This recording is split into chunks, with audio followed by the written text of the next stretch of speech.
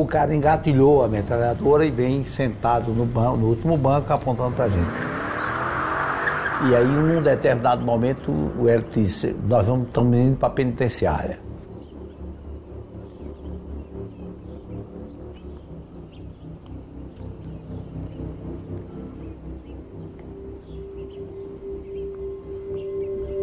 Chegar à Galeria F, naquele final de janeiro de 1971, foi para nós um momento raro de sossego, de alegria de estar com outros companheiros que lhe abraçam, evidenciam o seu espírito solidário, né?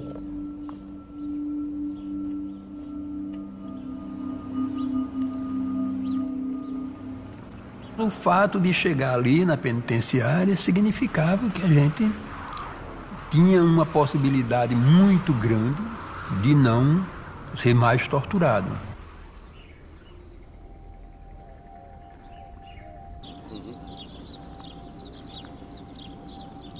Aqueles companheiros que não conseguiram, digamos assim, aguentar a porrada, que falaram alguma coisa, no primeiro momento houve reações, né, negativas dos companheiros de organização, mas com o tempo, com o debate, com o amadurecimento, isso acabou, né? Que é um coletivo que não aplastrou a pessoas que foram mais fragilizadas, né? Porque alguns coletivos separavam os que fragilizaram, abriram e tal, e os durões e tal, né? Nós tínhamos um hino feito por um preso chamado Cebola, que era músico, tocava violão. Então houve uma negociação para ver se a letra atendia a todas as correntes que estavam lá dentro. A diferença você sentia nessa cadeia quando você chegava nela, né? Tinha um corredor de Comungó, assim, que sobe, né? Quando eu cheguei ali, bicho, eu olhei para cima, tava o povo cantando. Os quartéis cruéis da ditadura, não se rompe nosso elo solidário. É incrível. Sempre existe acesa em nosso peito a formação do Partido Proletário, que era uma reivindicação da turma proletária. Aí no final dizia: companheiros, camponeses, operários, a vitória pela luta nascerá.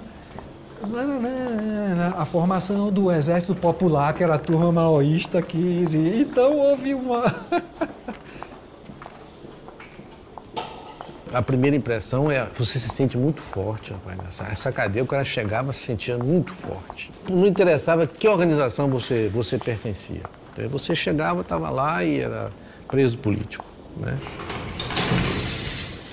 A situação do preso político é uma situação muito particular, porque ela evolui de acordo com a evolução da situação política do país.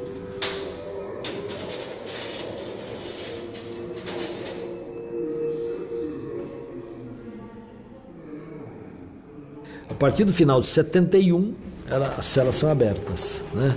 Significa, durante o dia as celas são abertas. São 20 celas, a gente convivia naquela meia-lua ali. O coletivo era um organismo democrático, voto unitário, não tinha direção, não se admitiam votos de organizações e ponto final. Cada vez mais ia dividindo as coisas do coletivo, né? Não era uma coisa tão simples, às vezes também um certo excesso, porque às vezes é uma coisa muito pessoal, muito carinhosa de alguém, e a gente jogava tudo numa sala para ir dividindo. Eu nunca tive numa forma tão extraordinária como eu tive lá na penitenciária Lemos Brito. Acordava às 5h30 da manhã. Era quando o guarda abria as portas de todo mundo. O ar era puro, a gente tinha uma vida super saudável. Tinha um grupo de ginástica de taekwondo na cela 2, que eu era o instrutor, não é? Todo santo dia, menos domingo. Nós eliminamos os ratos da galeria, porque lá eles discutiam até, havia presos que andavam com rato aqui assim, domesticava rato e tudo. Nós não, nós eliminamos, a nossa galeria não tinha rato, né? Higienizamos a galeria, pintamos. Podíamos jogar bola, organizamos um artesanato, organizamos uma biblioteca com 300 volumes, inclusive com literatura marxista, porque os carcereiros, livro perigoso para ele Era livro que tinha gilete, maconha dentro, arma escondida, então eles folheavam assim para ver, mas eles não sabiam que a arma era o próprio conteúdo do livro. A gente conseguiu clandestinamente um rádiozinho portátil. Aquele rádiozinho mudava, toda semana passava numa cela e a pessoa escrevia um jornalzinho, transcrevendo as notícias do dia, para que todo mundo pudesse ler as notícias. Eu tive medo mesmo, foi quando eu estava na penitenciária de Lemos de Brito e que teve um motim de presos lá, entendeu? Eles quebraram a cadeia toda, entendeu? Se feriram, se mataram lá alguns, a polícia interveio, entendeu? Meteu bala lá nele, era uma bala de metralhadora mesmo, rajadas e mais rajadas de metralhadora, porque ali tinha uma situação que fugiu do controle.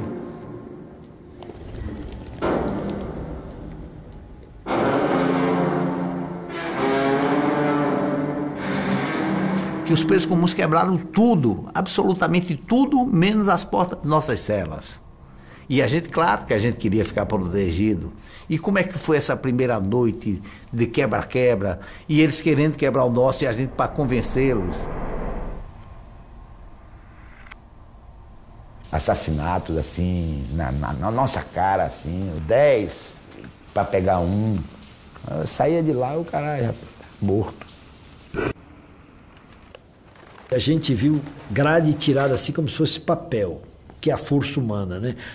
E jogava no meio do pátio, tocaram fogo em tudo. E eles vieram na nossa galeria para perguntar: podemos quebrar tudo aqui? Nós dissemos nada, porque senão vão dizer que a gente que conduziu a rebelião. Eles não tocaram nem nas rosas que Teodomiro cultivava ali na cela dele.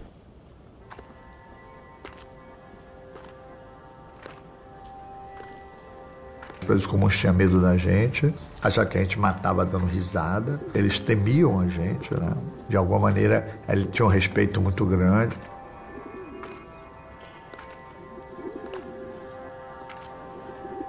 E a gente tinha fama de terrorista. E a gente não fez nenhuma questão de dizer que não era.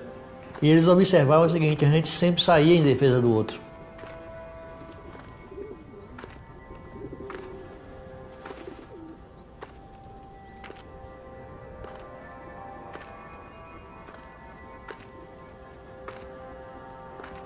Tinha uma admiração, porque nós éramos grandes assaltantes, né? Nós éramos melhores assaltantes do que eles, aqui na Bahia naquela época. Mirandinha, o técnico da seleção, ele dizia: o assalto de vocês que não deu certo, vocês conseguiram arrecadar 10 vezes mais do que o nosso que dá certo, cara, então venha para nossa gangue. E Paulo Ponte dizia: não, rapaz, eu assalto por ideal, não é para mim. E Mirandinha dizia: não tem importância não, a gente divide, você distribui seu dinheiro com os pobres. Tudo é misturado, né? Tudo é muito misturado. Quer dizer, no meio da dor, você também tem alegrias, né? Você tem descobertas, né, rapaz? Eu aprendi a trabalhar com couro, aprendi a fazer sapato, bolsa, carteira, aprendi a fazer até bola de futebol. Não dava muito certo não, viu? Porque primeiro chute forte ela ficava meio oval, mas era melhor que nada.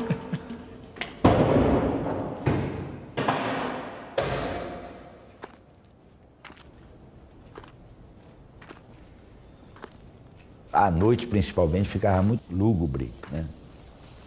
Você olhava assim pela cela, aí você via aquela janela com a cela, com a grade.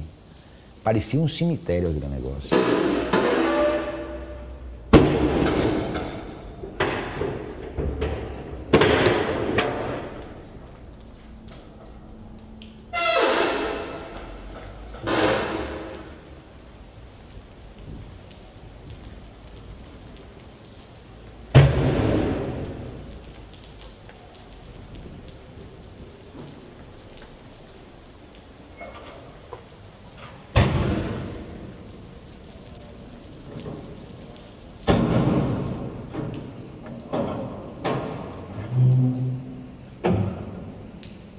Aí o pessoal estava escavando lá na cela do térreo, embaixo.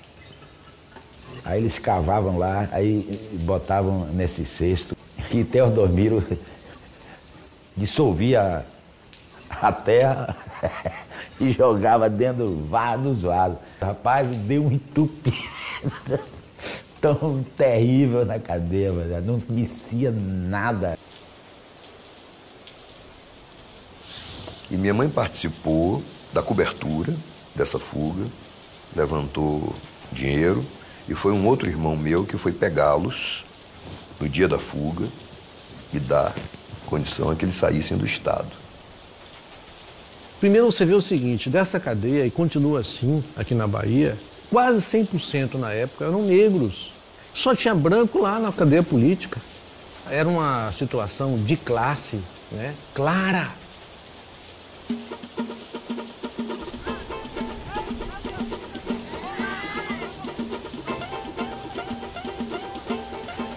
Nós tínhamos um campeonato interno dos presos políticos, que eram 6 times que jogavam entre si. E o nosso time era o Colorado, claro, camisa vermelha, que minha mãe comprou pra gente, né? Nós tínhamos um time de camisa vermelho, era o Colorado. E nós fomos campeão do primeiro turno, do torneio início, né? Depois perdemos, né?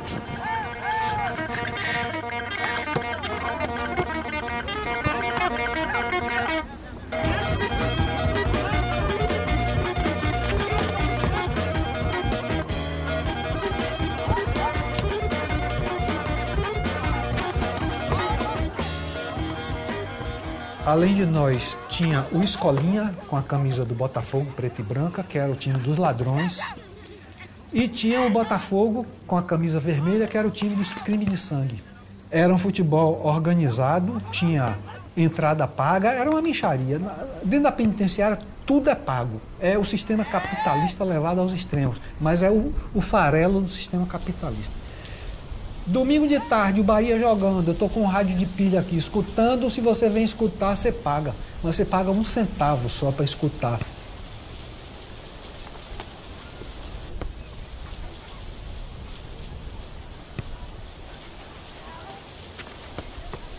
Tinha uma comissão de esporte muito rigorosa, chegamos a suspender 2 companheiros, Paulo Pontes e Eduardo Khrushchevski, porque trocaram porrada num baba, aí nós suspendemos por 6 meses, ficaram sem jogar bola.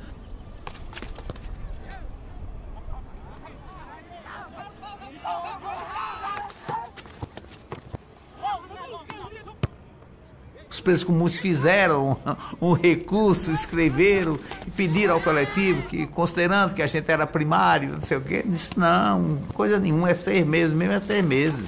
E pronto, e foi bom. Tem alguns caras que eram uns artistas jogando bola, tem o Dias, o Emiliano que lembra bem esses dados, tinha uns caras que jogavam, o Patrício jogava direitinho, ele era meio maneiroso, mas o Dias era uma elegância, lembrava de Alma Santos, tal, era um craque. E nós jogávamos medianamente. Tinha um campeonato e chegamos a ser vice-campeão.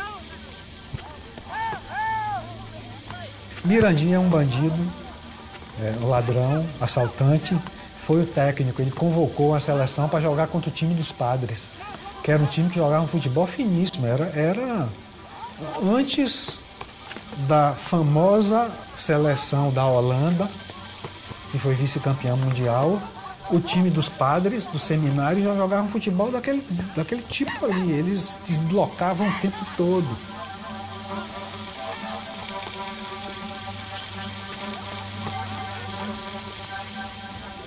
Eu tenho na minha memória alguns craques que eu vi jogando na penitenciária. Por exemplo, Zé Dias, um negão de 1,90 m, de pura classe. O cara jogava um futebol finíssimo. Se tivesse tido sorte na vida, ia jogar em qualquer time brasileiro. Neneca era um moleque magro, eu acho que era um psicopata perigoso, não é? Magrelo, mas jogava finíssimo futebol.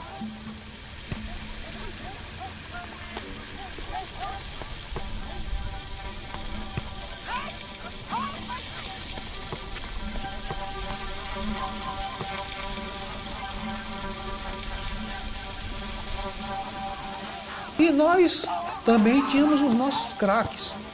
Tínhamos Itajaci, que era um canhoto, que jogava um futebol extraordinário, sabia tudo. batia a falta de 3 dedos por cima da barreira, que é uma das coisas mais difíceis no futebol, né? Renato Afonso também, que era um craque, consumado, jogava em todas as posições, até de goleiro, jogava bem, né? E Zanetti era atlético, vigoroso, é o tipo do jogador útil em qualquer time, um cara forte, atlético, que joga com muita vontade. E tínhamos os nossos backs que davam suas porradas também, tipo Emiliano José, nosso deputado, que intimidava até os mais perigosos marginais jogando ali na defesa.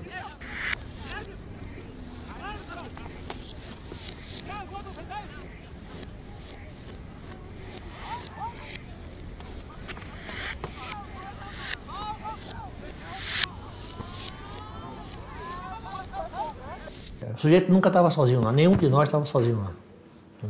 Não tinha aquela história de um preso viver bem, como acontece no meio da... Né? E o do lado ali está sem um lençol para se cobrir, né?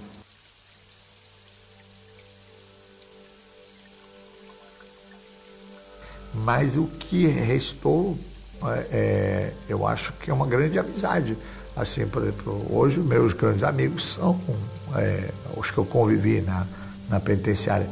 E não eram, quer dizer, nem da minha organização, quer dizer. Não houve uma deserção do coletivo. Todo mundo era do coletivo, foi feito e tal.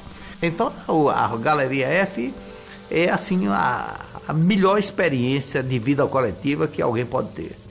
Pelo menos que eu tive. Com pessoas diferentes, às vezes adversários, que não se entendiam lá fora. A coisa de que comunista só se entende na cadeia é possível. É uma experiência de profunda solidariedade, exitosa, bem-sucedida, de vitória dentro da derrota. Ou seja, como você ser vitorioso e livre sendo preso. Nós éramos livres sendo presos.